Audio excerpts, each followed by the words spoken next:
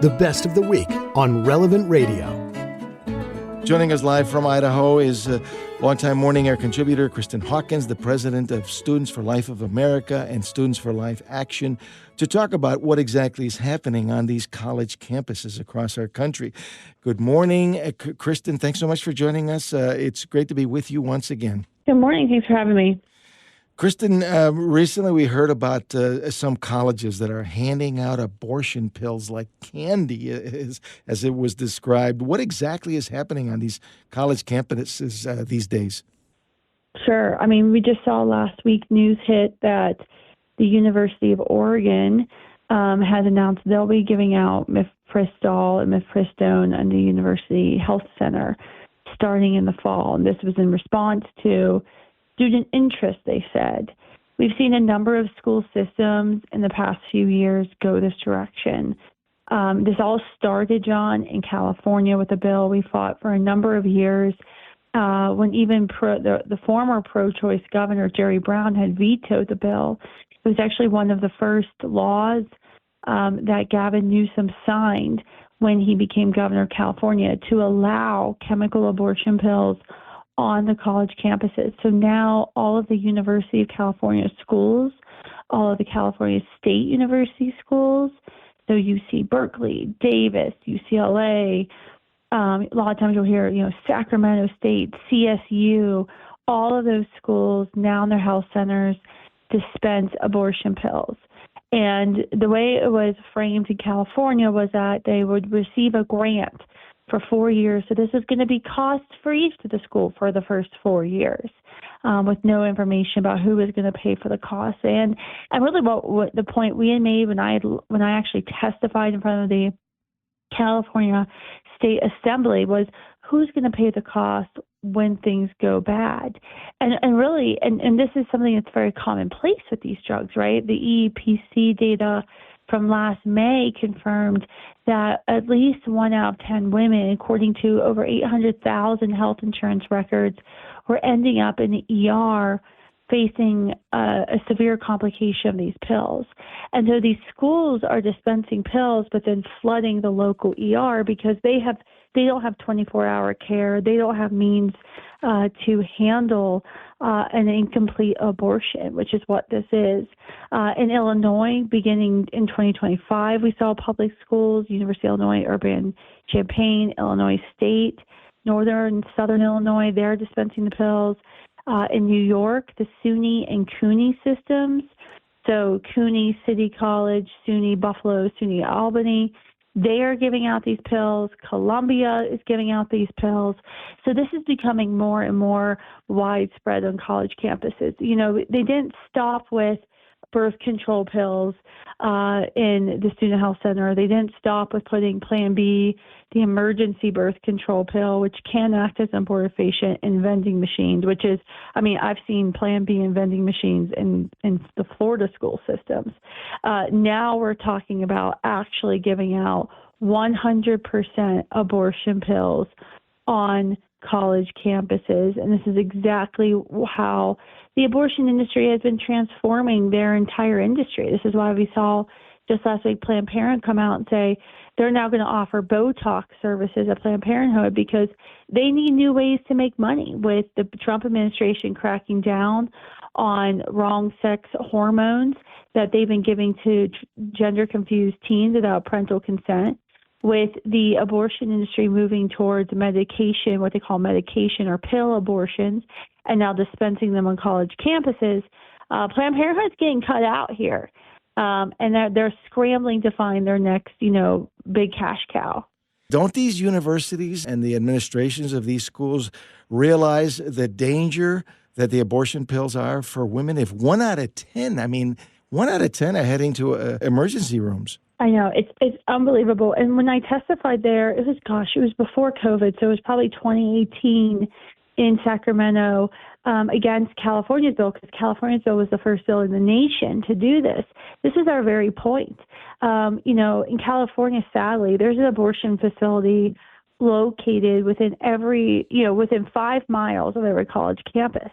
And when the pro-choice former governor, Jerry Brown, vetoed the bill, he actually used that talking point we used. And his reason for vetoing it, I'm simply saying this isn't necessary to turn our college campuses into an abortion facility. A $5 Uber ride, or what the time was $5, it might be $15 now. Well, a woman can get to an abortion facility. Why are we turning our college campuses, our dormitories, into abortion facilities? And that's really what we're seeing is girls who are suffering, multi-week abortions alone, heavy bleeding, are bleeding out these children, their deceased children, into the toilet bowls in a shared communal bathroom. And no one is taking responsibility. Everyone pretends. I mean, even we saw Patty Murray, the U.S. Senator from Washington, just last month, said that nobody's having toilet bowl abortions. She flat out lied. And it showed that this woman who's this leading advocate for the abortion industry clearly doesn't even know how abortions are happening, because when these abortions are happening, the baby doesn't just dissolve or evaporate. The baby comes out of the mother, and usually the baby comes out of her when the cramping is too severe and she's huddled on the toilet, or if she's at a home, she'll get into a bathtub to relieve the cramping and the pressure, and she sees her child. I mean, these pills are deadly 100% for the babies. They are deadly for women and, cause many women to face severe complications. But they're also gruesome. It's not like a traditional, we would think of a traditional, quote, abortion where you pay your doctor, the abortionist, for some anesthetic, you go to sleep essentially pregnant, and you wake up unpregnant and now mother of a dead child. You don't ever see your child.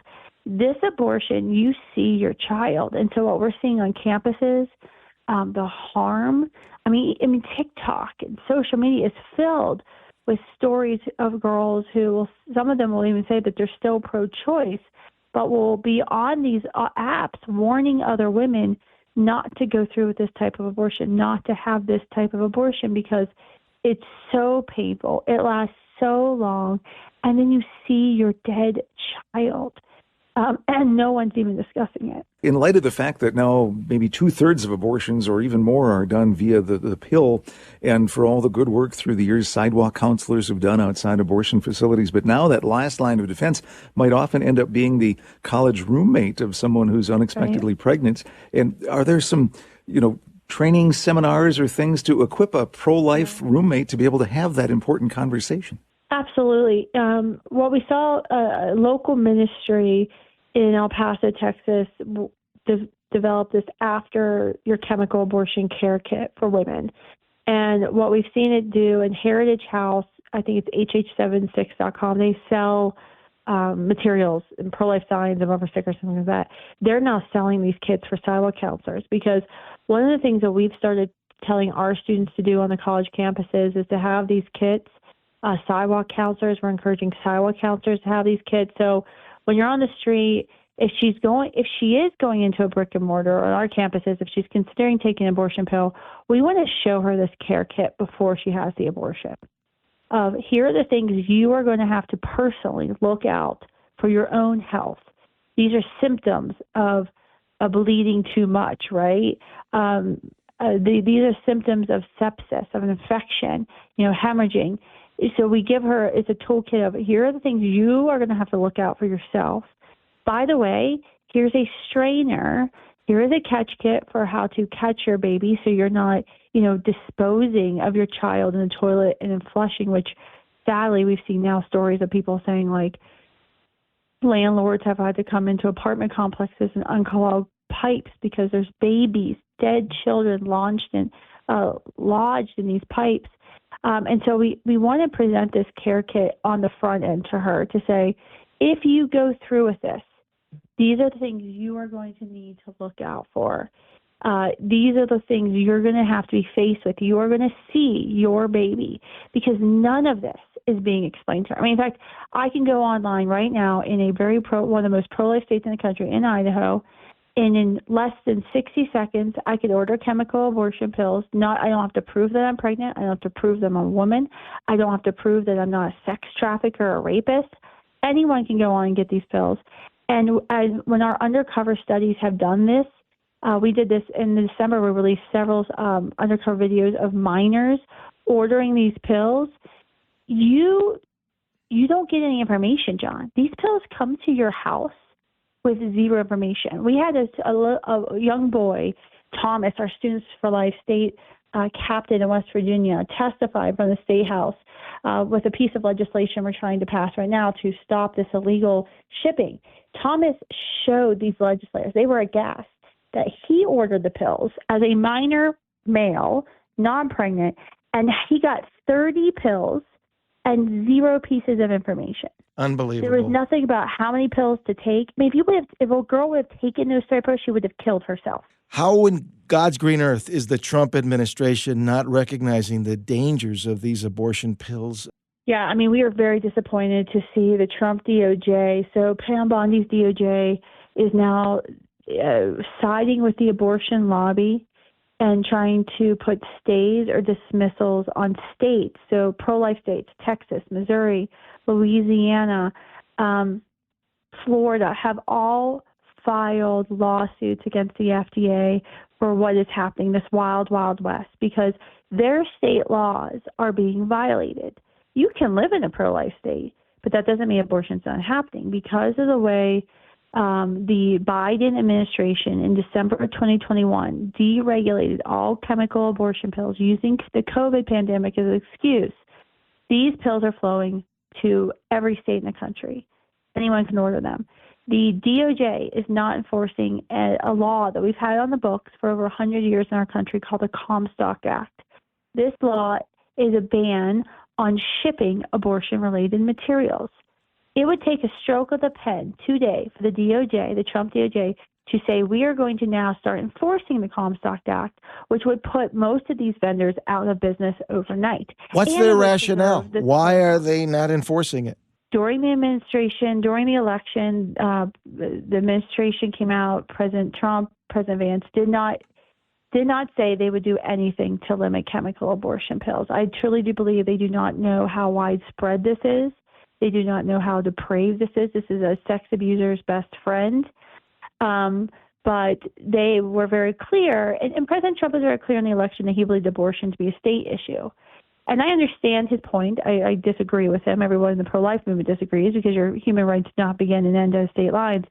The problem is even states that are passed, this is going to end up in the Supreme Court, John, mark my words. This will be the next Supreme Court case because what good are state laws if all of them are being usurped by predatory abortion pill vendors who are shipping these pills into every single state? And the Trump administration is going to have to take a stand. I know they don't want to take a stand. It's an election year. There's a lot of things going on. They're going to be forced to take a stand. And we need to tell Pam Bondi, our Attorney General, to enforce the Comstock Act. We must tell the FDA to pull these pills from the market. At minimum, they must study these pills. They say that they're studying them. Well, we need to see proof that those pills are being studied. And we need to see action from the Trump administration. We need to hold their feet to the fire. And these are going to be uncomfortable conversations we need to have sometimes with our friends to do the right thing. Real quick, where can our listeners learn more at Students for Life of America? Go to studentsforlife.org and sign up to support us or join our prayer team as we're on campuses. Right now, John, we are on campuses with a display, Chemical Abortion Hurts, has our highest mind change rate ever. We are changing the minds of over 30% of students we talk to right now this semester on campuses about chemical abortion. That was the Best of the Week on Relevant Radio. The best way to listen to the Best of the Week is on the Relevant Radio app. Free and always free. Download and share the #1 free Catholic app today in the App Store.